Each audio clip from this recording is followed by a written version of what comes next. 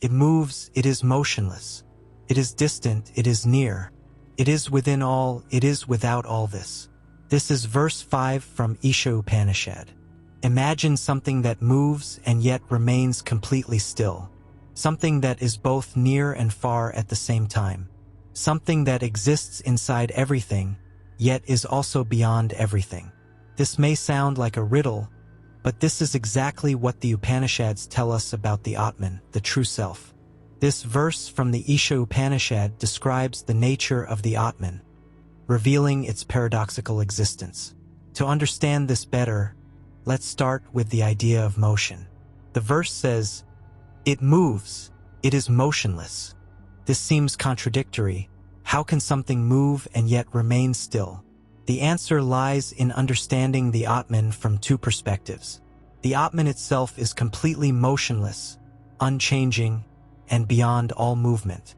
However, from our perspective, as we observe the world, it appears as though everything is moving. In reality, all movement happens within the Atman, but the Atman itself does not change. Think of it like the sky.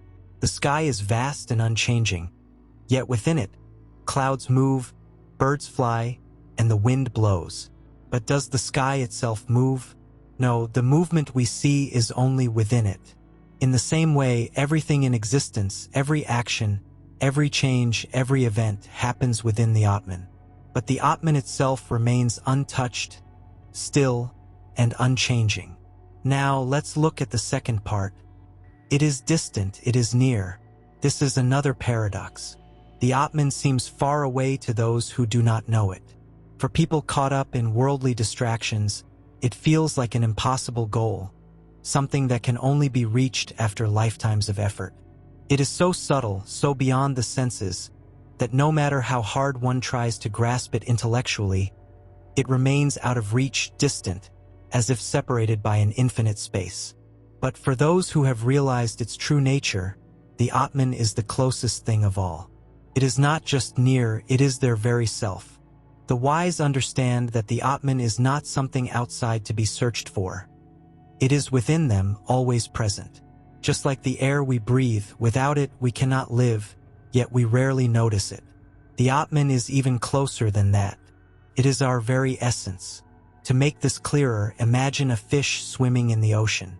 The fish might spend its whole life searching for water, unaware that it is surrounded by it. It may travel great distances looking for something that was with it all along. In the same way, we search for happiness, truth, and meaning outside ourselves, forgetting that everything we seek is already within us. The verse continues, "It is within all, it is without all this." This means that the Atman is inside everything, yet also beyond everything. It is within every living being, every object, every atom, just as space exists inside and outside all objects. But at the same time, the Atman is not limited by anything. It is not trapped within the body or mind. It pervades everything like air, but remains independent, untouched by whatever happens inside it. Think of a clay pot. Inside the pot there is space, and outside the pot there is also space. The shape of the pot does not limit the space inside. It is still part of the vast, limitless space outside. When the pot breaks, the space inside merges with the space outside, showing that it was never truly separate. Similarly, the Atman is inside us, but it is also everywhere. The body and mind are like the pot, creating an illusion of separation, but in reality, we are always connected to the infinite. This idea also explains why some people feel disconnected from the truth. If one identifies only with the body and mind, they feel separate from the world, separate from others, and separate from the divine. But when one realizes their true nature, they see that they were never separate to begin with. Shankaracharya, in his commentary, explains that the Atman appears distant because the ignorant cannot reach it, no matter how much time passes. Even if they try for millions of years, as long as they rely only on their senses and intellect, the Atman will remain beyond their grasp. But for the wise, it is already present. It is their very being. So what does all of this mean for us? It means that enlightenment, realization, or self-discovery is not about going somewhere far away. It is not about finding something new. It is simply about recognizing what has always been there.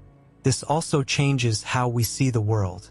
Instead of feeling like isolated individuals, struggling through life, we understand that we are part of something much greater.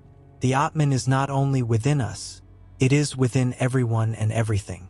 This means that there is no real separation between people, between life and death, between here and beyond. Everything is connected, held together by the same unchanging reality. When we realize this, we begin to see life differently. We no longer chase after temporary things, thinking they will bring us lasting happiness. We no longer feel lost or alone because we know that the truth, the ultimate reality, is already within us. To summarize, this verse tells us that the Atman is beyond all contradictions. It moves, yet it is still. It is near for those who know it and distant for those who don't.